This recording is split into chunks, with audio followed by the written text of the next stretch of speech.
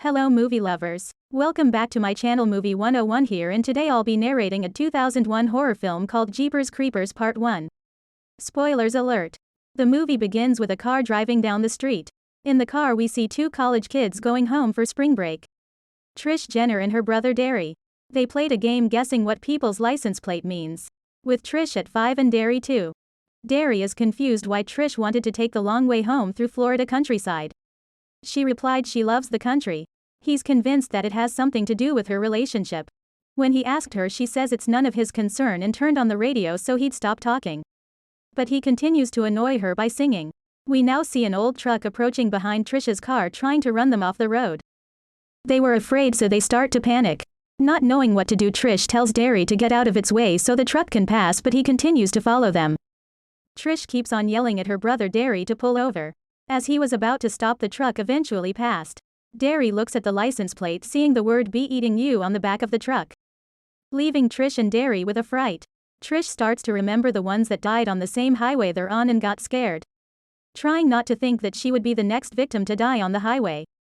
Darry told his sister Trish what was written on the truck's license plate, causing Darry's scores to rise to 3 and Trish 5. Then they start to argue about the scores.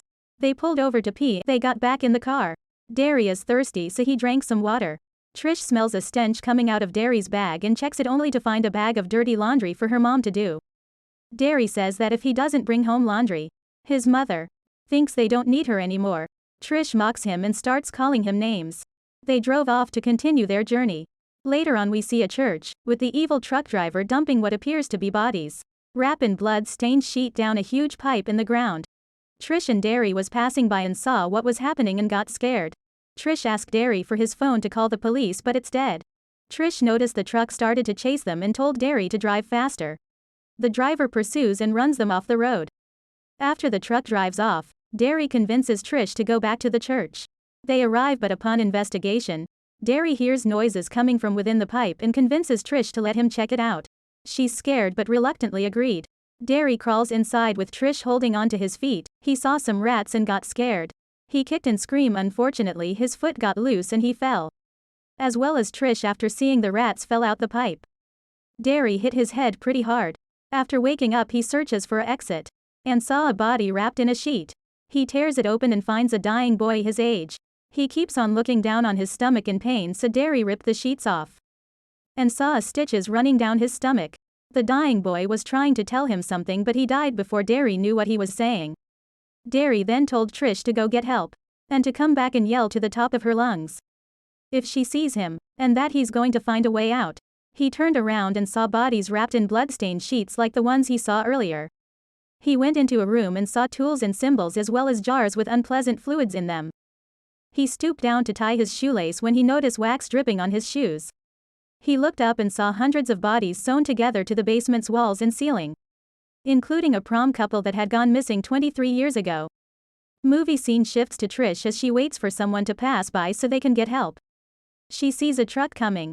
She mistakenly mistook an army truck for the evil truck driver, so she ran to her car to get to Darry, but it won't start. The army truck passes and she realizes it's not the evil truck driver, and shows a sign of relief. Moments later, Darry arrives, giving Trish the scare of a lifetime. They drove off to get help. Trish is confused why Darry is so scared. Trish realized the gas is almost empty. Trish asks Darry what happened. Darry said that they were right, she did lost her head, and that the truck driver sewn it back on. They arrived at a diner. As they got out the car, they see the truck driver going back to the church, so they went inside to get help. Darry is scared that he'll go back and realize that they were there. The phone rang. They answered. It was a strange woman who tells them they are in danger. She refers to the hole in the ground as its house of pain. She doesn't know whether it's a demon or a hungry monster, but it won't stop till he's dead. She asks him about the truck's license plate. She tells him whenever he hears the song Jeepers Creepers he should start running, because it means something terrible is going to happen to him. Something so horrible he can't even imagine. He hangs up the phone. At night we see the police officers asking Darry some questions. The waiter screams that a man went into their car and was sniffing Darry's dirty laundry and that he was liking it too. Then he took off. They all ran outside. Darry screams that now the man knows his name. Darry showed the police handprints left on Trish's car by the truck driver. They sent it to the lab. On their way to the church, the police got a call that the church was on fire and that its fire was out of control, and that any potential evidence has been destroyed. The police said that the fingerprints on the car handle was dead skin, that's why it was powder. Darry asked Trish if she liked the cop. She replied saying no and that he looks like a stripper Gramps cop. They laugh. Trish turns on the radio and Jeepers Creepers started playing. Darry hears Jeepers Creepers on the radio and remembered what the old lady said, that when it starts playing something bad will happen, so he should run. Then they felt something on top of the police car.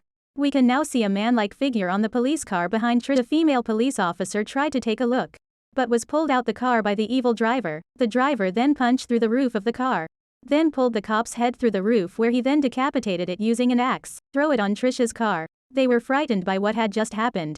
Trish got out the car only to see the policeman's head laying lifeless on the ground. Trish saw something in the police car and got scared, so she went back to her car. They then sat in the car to see the driver shows his true form as Creepers. He picked up the cop's head and bit out his tongue. Then Trish and Darry drove off in terror, confused and scared. Neither Trish nor Darry know what they had just saw. Now we see Creepers loading his victims' bodies into his truck, but then forgot the cop's head and threw it in the truck afterwards. Trish is so scared that she's driving so fast just to get away.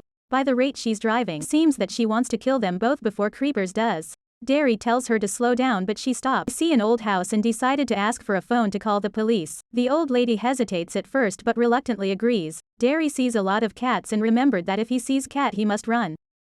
The power cut off and the cat starts to act up. The old lady asks if they have anyone else with them. Trish and her brother Darry turned around only to see Creepers staring at them behind the bushes. The old lady stands in front of Trish and Darry with a shotgun to protect them from Creepers. Trish told the old woman to get away from him, but she shot him. Then he leaped from the ground, then through the roof and killed a few cats. The old lady hit Darry in the nuts using the shotgun and yell, "What the hell did you bring into my home?" and went inside. We now hear shots fired and see the old lady standing by the door. But they soon realize that she's dead and Creepers is behind her. Creepers reveal his true identity to Trish and Darry. They ran to the car in reverse back to the road, but when they try to drive away, Creepers jumped on the car.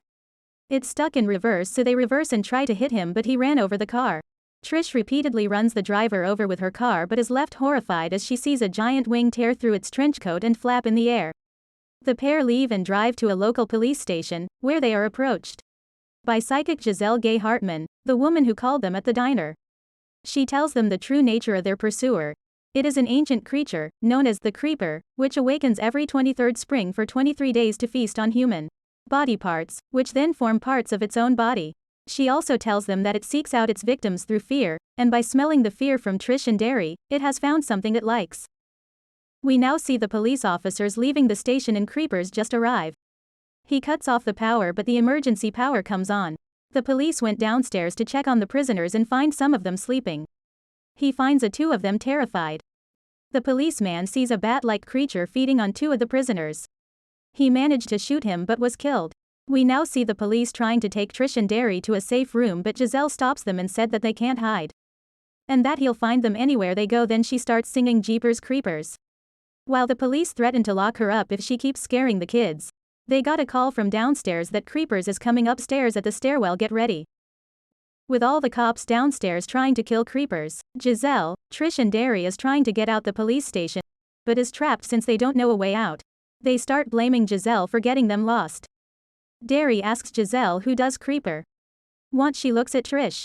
Scared and confused, Darry asks if her dreams are ever wrong.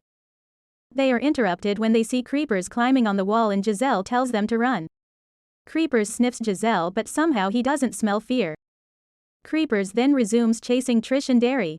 They then came across the interrogation room. While trying to escape, Trish is scared but feels drawn to the mirror. It feels like something's watching her, knowing Creepers is on the other side of the mirror sniffing her fear. He then broke through the glass and started to sniff both Trish and Darry's fear while choking them. He then throws Trish to the floor while sniffing Darry's fear. The police officers came in and saw Creeper's true form. Seeing how scared Darry is of Creepers, Trish offered herself instead, but he refused to take Trish and flew away with Darry. Trish ran outside screaming her brother's name, but he's gone. Moments later we see Trish still at the police station, with Giselle coming to talk to her. Trish asks why she couldn't help her to save Darry. Giselle replied saying that she's just a crazy old woman, that's all she is. Just a crazy old woman, ask anyone, they'll tell you. Trish then went out and saw a black crow in the sky. Trish is being picked up by her parents and Giselle returns home in regret. Scene shifts to an abandoned factory where Creepers now resides to rebuild his house of pain. We now see Darry hanged by a rope. Creepers remove the back of Darry's head and ate his eyes, which is now a part of Creepers, and so the movie ends. Please remember to like, share and subscribe to my channel, and thank you for watching.